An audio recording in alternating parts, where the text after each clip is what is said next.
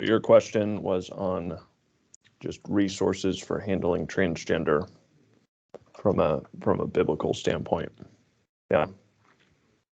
All right. Yes. So yeah, I think let me just look this up. God and the I think it's transgender debate. Yeah. Trying to remember. So the author is Andrew Walker. Gosh, I'm trying to remember why or how I would have known that name. Let's see.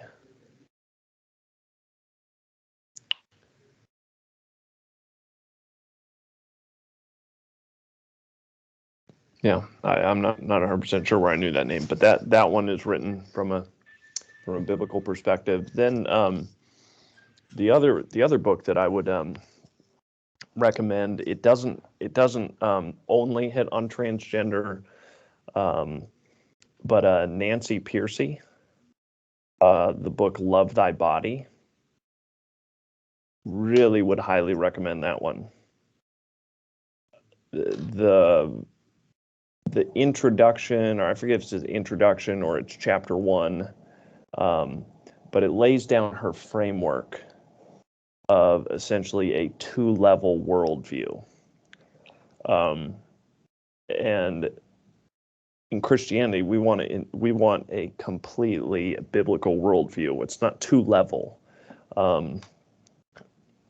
So basically, it's kind of like there's the value level, and then there's kind of like the fact level.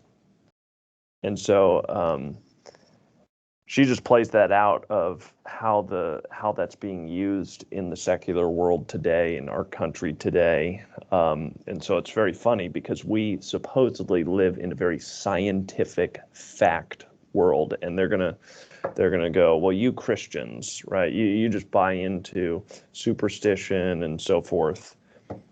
But it's funny because we're looking, going, hey, the facts are look at the body, right? You argue science, you argue that. Look at your body. And they're now, they used to say fact better, but now there's something internal, some feeling, some value that they're elevating above the fact science realm. And so they play it both ways. So she hits things like how that comes into play in the abortion issue. That is a very, very fascinating conversation. Homosexuality, transgender, disabilities, trying to remember, but would highly recommend Nancy Pearcey's book, Love Thy Body. That's good. That's a good question, though. Okay, great. I appreciate that. Yep. So Joe, what do you are you a pastor or just lay counselor, paid counselor? Oh, you just muted your mic. I'm a pastor, and we've been getting involved in this, and our church is trying to figure out how to deal with this. Are we a hospital for sinners? Do we just encourage people to come in and cross-dress and all of this? Or at what point do we draw the line and say, you know what, this is a place for saints to worship, and you're distracting and confusing our children, our young people? So do you have anything at your church that you do with this, or faith, or? So where is your church? We're in New York State, near Syracuse. Okay. All right. So it's certainly going to be a much bigger, a much more prevalent thing than we're dealing with in at least Lafayette, Indiana. Now we're certainly seeing it more and more and more. But I'm not sure if I've seen a cross-dresser come into our church. Now, there's been a few guys that have come and they've wanted to change, right? They've been taking hormones to suppress testosterone. They've been taking estrogen, and so trying to help them in that realm. But as far as like people coming in and they are still living that way. Mhm. I'm not sure we've had much of that at that point, but that's a very challenging Mm. question, because it may be distracting by all means, Mhm.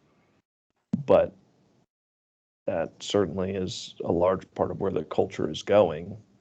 And Yes. so I think it even comes into play even in the homeless ministry, right? If you smell and you have terrible clothes, can you still come into the Mhm. church?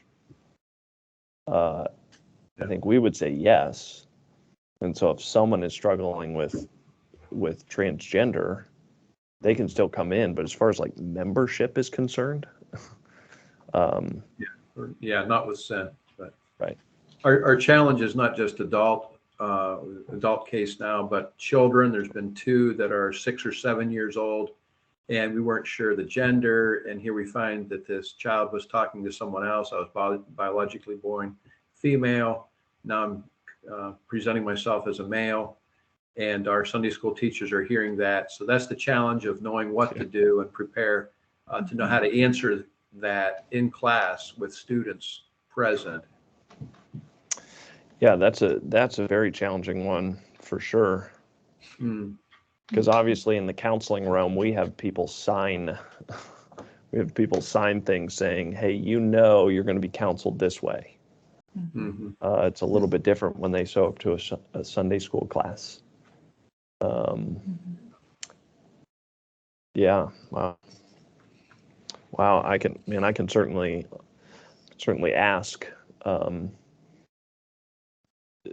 ask our staff and see if they know people that have been had to deal with those kinds of questions more so at that perspective. Okay. Yeah. Wow. Oh, be praying for you. Well, thank you. Yeah, I didn't want to monopolize your time here either on Yeah. that, but It's a good question. Deborah, how are the sessions for you? I really like these sessions. I've always thought it's really, really important to communicate with people, because I'm big into what do I want to say? Their history and what is causing them to do what they do. And so I think that this is really important, because I'm not a counselor right now. I was a counselor. I got a master's degree in guidance and counseling for high school kids from the 70s, and I'm 71 at this point. Mm-hmm. I know it's a night and day difference in what I learned back then and what I have seen since then. And I knew that even back then, I really struggled about finishing my degree because I knew what was going on. Yeah. I saw it coming with "I'm okay, you're okay," and with Dr. Wayne Dyer telling me in class that the most blasphemous thing you could ever do was witness a supernatural being. So I struggled that whole summer, and I knew I was fighting Satan. And so all the way through, when I was teaching school, because I'm also a German teacher, I always used Colossians 8 and 10 to not go on to worldly philosophies, because that's what that is, and that's what you're talking about too, John. And having been out of school system for a long time, and homeschooling my children, and then going back the last 6 years into a public school, I wanted to add to you. I did a 9-week stint at high school in 2014, and then in 2018 a full semester one. And the kids have changed a lot, even in those 4 years, with bisexual and transgender and that sort of thing. And I would encourage you to pray for the kids and for the school system, because that's what they're being taught in school. And unless they're actively having Christian parents tell them differently, there are so many laws that say these kids can change their mind about age 6 or 7, like you were talking about. Yeah. And parents can do nothing about it. Yep. Because the school says it's sanctioned, and it's a very sad state of affairs. So Yeah, I'm going to pray for you because I know that it's very difficult. How to counsel them, and then how to keep your own flock from either criticizing them, or if not criticizing them, then joining them because they're doing something different. Yep. And I think too, for young men, this whole women's thing has emasculated them to a point where they're afraid of it. So they're going to just join them. They don't want to deal with being masculine anymore. Mm. So, Yep. with my opinions, you asked, you got it. Yeah. Well, it's interesting because the whole transgender thing was not hardly an option years ago. Right. Right. Exactly. And, so I have had a family member, young girl, and she had told her parents, I want to be a boy. Mm-hmm. Mm-hmm. That's scary from like a kindergartner. Mm-hmm. How do you address this? Mm-hmm. Then COVID hit. They homeschooled her, because everything went online. It's like, and over that year, she finally kind of basically came out and said the girls at school were so mean, Mm-hmm. so mean. And they are. Right. And so she wanted to hang out with the boys. Mm-hmm. And so it wasn't, so it's just interesting because you go, wow, that's been a problem for, those kinds of issues. There's nothing new there. Mm-hmm. Mm-hmm. But now you have a new option, if you will, a new manifestation of sin that I think is very challenging because, when you're counseling people, one of the hardest things is to make sure that they don't come in and have their pet sin that's like, and pet might not be the right word, but this is the big one. This is what I have to change. And God is like, don't come in with your agenda, right? Like your entire life has to become more like Jesus Christ. And if God convicts you somewhere, and this is like, you need to change that. And I think it's hard, especially in children, when you see certain things and you go, wow, that I know where that path leads. That's really bad. We want to jump on those. And if you think about what was this session, the just 10 common mistakes. Mistake number 3, I think, is so easy. We talk at counselees rather than exploring scripture with counselees, or we talk at them as opposed to really getting their story and really trying to understand them. Where it's like, does she really want to be a boy? Is that really what she wants? Or is there something else that she wants? and for her, it was.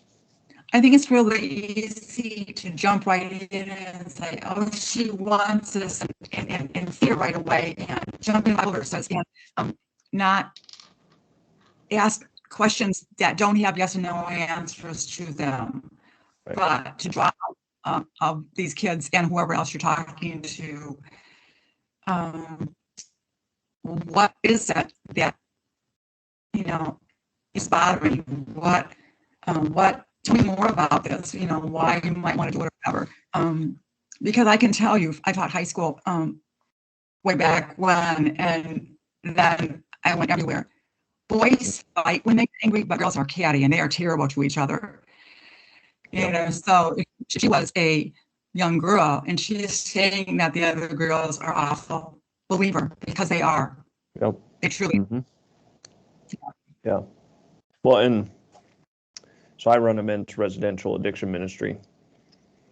And what I would say is guys can be just as mean, just as petty that way.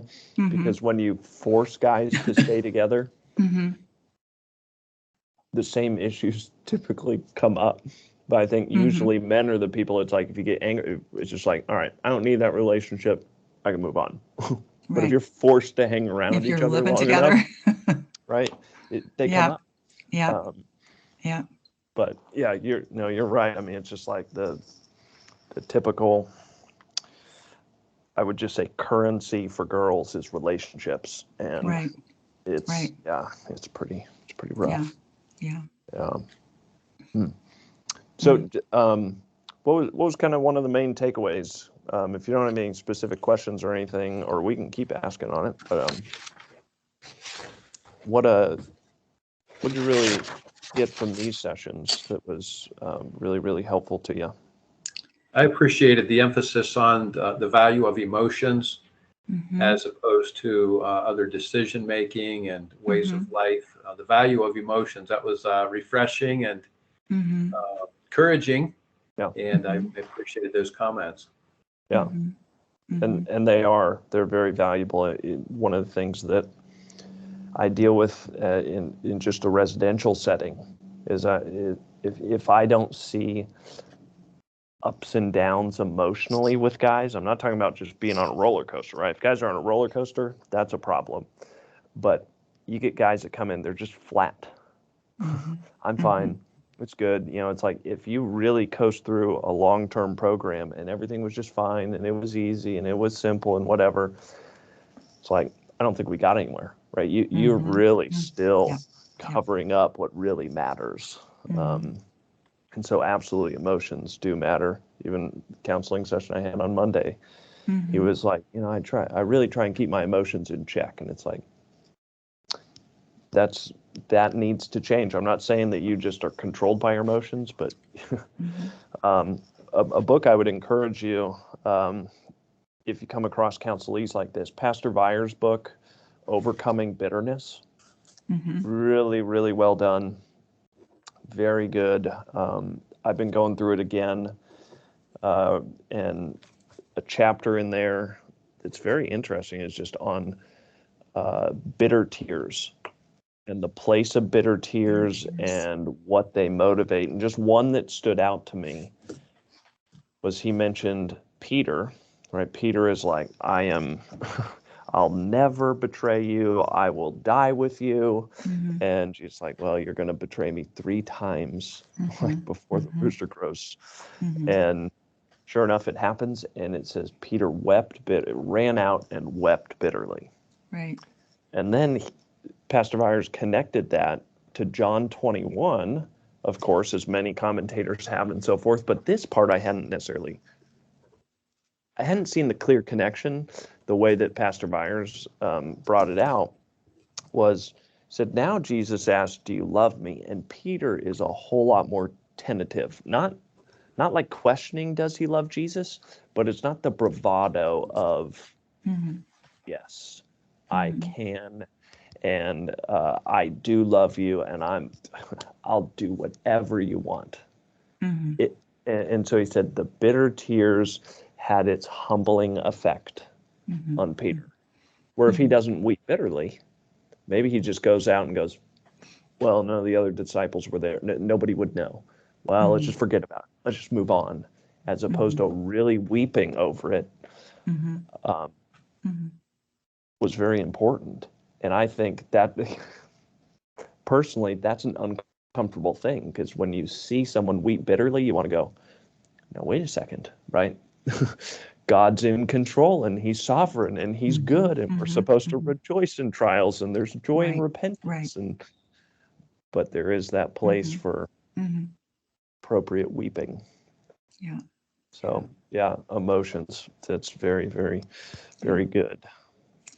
I have a question regarding your ministry that you do there for these men. Do you do mostly addiction counseling, or do you do what other kind of counseling do you do these men? I mean, how do these men come in with? Can you ask? You said, do I do is it mostly addiction counseling, or? Is it mostly people, guys that come in there because they have been addicts, because they've been alcoholics, can't help anywhere in life, or? So, gender issues is part of it. Okay. So, okay. Homosexuality,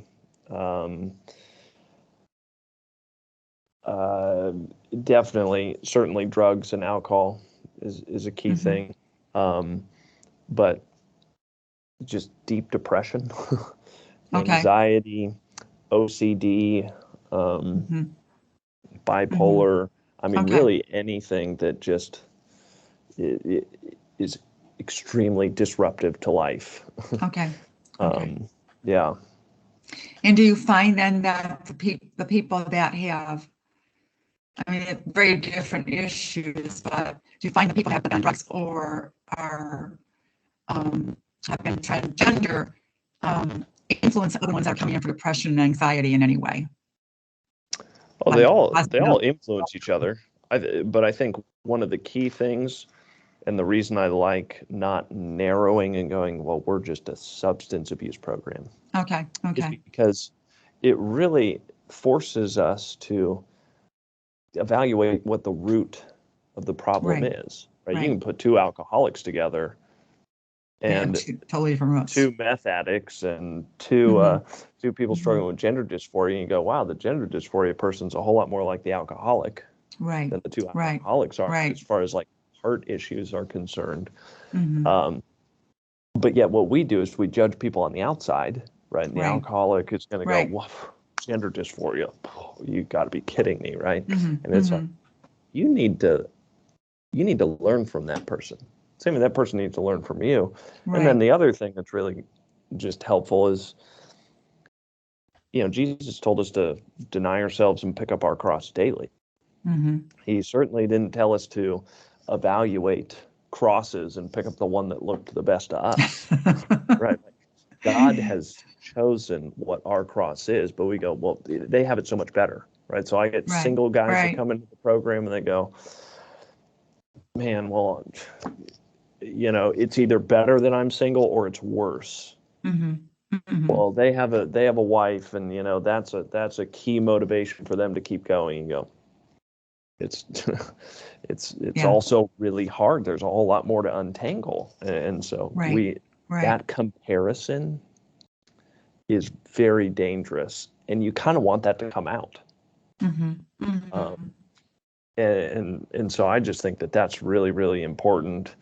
Um, there is a place in counseling where it's like, okay, I've been through that, so I can certainly sympathize with you and speak very, very helpfully into that. Mhm. Mhm. But there's another side of the equation where it's like, just because someone hasn't gone through that does not mean they can't help you, right? I don't know that many people that go, man, I've committed adultery, so I'm looking for the pastor that has also committed adultery and can help me get through Right. that. Right. They Right. don't do.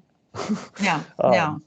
No. Same way, it's like if the person has to experience the same sin or suffering or whatever that you did, Mhm. I mean, Jesus is not going to be able to help us with sin, right? Right. He never Right. sinned. He never Right. had to repent. So apparently, he cannot help you. And I just think that's really important for us to be able to listen and to be confronted and to be encouraged by people that have different issues than us. I think it's so Mhm. important. Mhm. Mhm. So that's why I don't want to narrow it. Mhm. Um, I, I think it's personally, I think it can be dangerous to do that. Okay. I don't think I was trying to narrow it. I was more interested in knowing whether the behaviors of some people in the past will influence the future behaviors of someone else. Yeah. Thank you for your answer. Yeah, as far as like, if someone has gender dysphoria, then does other people end up with gender dysphoria? Is that kind of what you're talking That about? type of thing. No, not, I haven't, You I haven't seen definitely that. haven't seen that. Mm. More of what you're concerned about is, especially in the sexual issues, right? If there is homosexuality, Right. are they connecting? Right. Right. Um, that's just hard because our opinion is not that, well, if someone struggles with homosexuality, right? If there's a man that is attracted to men, we're going to send him to Vision of Hope. And if there's a Right. lady that struggles with being a lesbian, they're going to come to Restoration. We just don't Okay. believe that. Right. It certainly raises challenges for Right. sure. Right. But yeah, that's more of what you're watching out for. Hmm. Um, I'm just curious. yeah, that's a good question though. Okay. Hmm. Any other questions? What time are we at here? 8:11. Sweet. This goes till 8:15, so just a couple more minutes. Hey, just wanted to mention that my wife and I is tied up in quite a few things tomorrow, so we may be missing a lot, as I commented there. But Okay. what you've said has been helpful, and we're not here because of anything you said negative, taken negatively. Right. Thank I you. think two of the sessions are actually me, so you may get a lot of me tomorrow. That's Sounds good.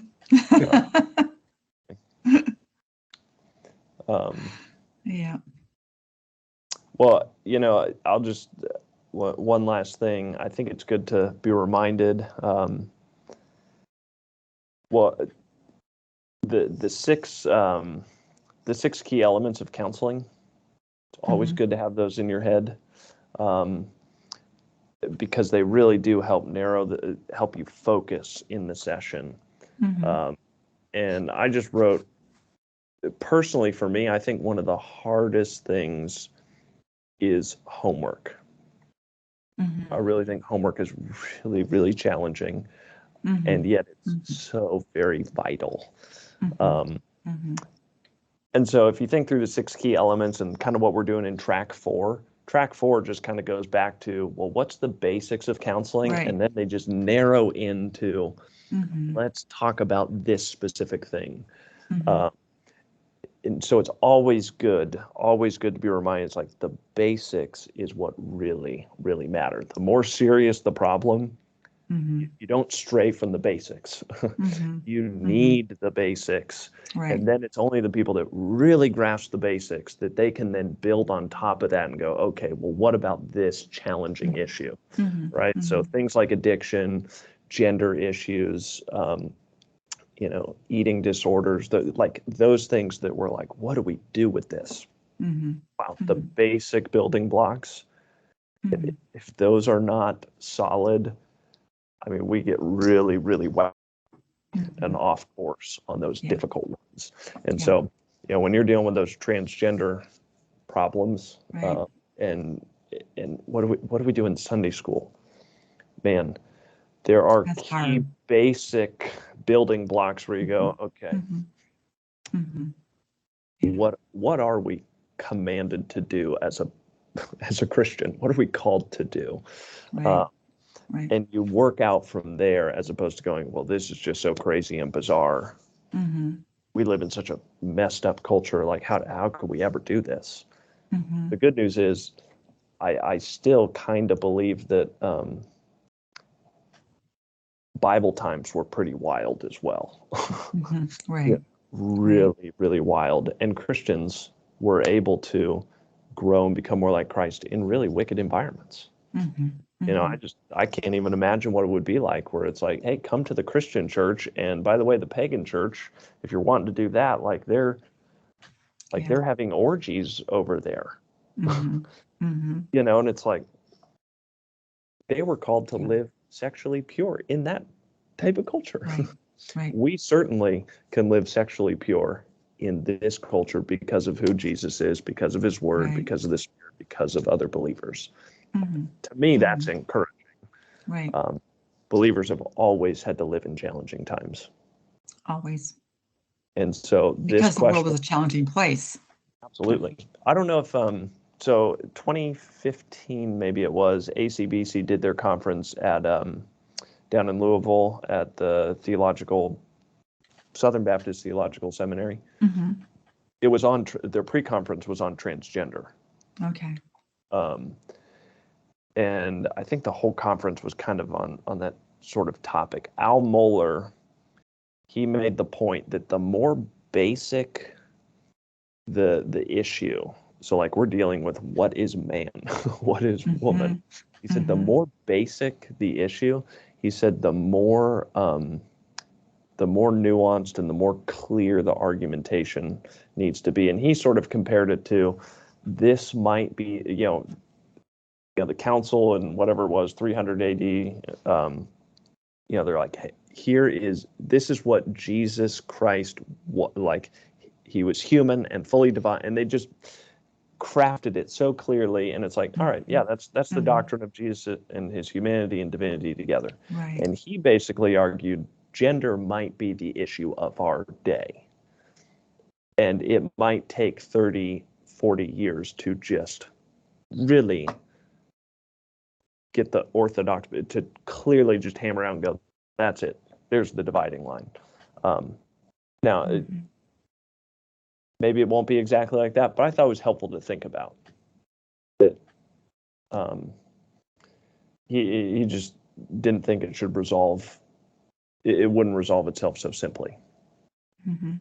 Is that still available? Is that something I could look up, or? That's what I would think. So that's why I think they have all those conferences recorded that you can buy. Could buy individual sessions. And so Al Mohler's talk on Romans 1, I think, was very good. Then Denny, I think that's his last name. Denny, I think, is his last name. He's probably written some books, but he had a very interesting session. Gosh, and I wish I'm not even going to try and mention what it was, but it was 6 years ago. So, but his was very, I think, worth listening to. Mm-hmm. Okay. Okay. All right. Well, you can keep, if you got questions, put them in the chat. We can, if you think of other things, obviously I'll be here tomorrow. But hey, thanks. I really appreciate the opportunity to do this and hear the question. I think it's just good all around. So anyways. That was great. Thank you both. Appreciate it. All right. Well, Thank you both. I'll let you have it the last two, and then we'll see you at, is it 8 a.m.? Is that what it is tomorrow? I believe that's what it is. I think it's 8. Yes, 8 a.m. All right. Okay. Bright and early. Okay. All right. Well, have a good evening, both of you. You too. God bless. See you guys. Good night. God bless. Bye-bye. Good night.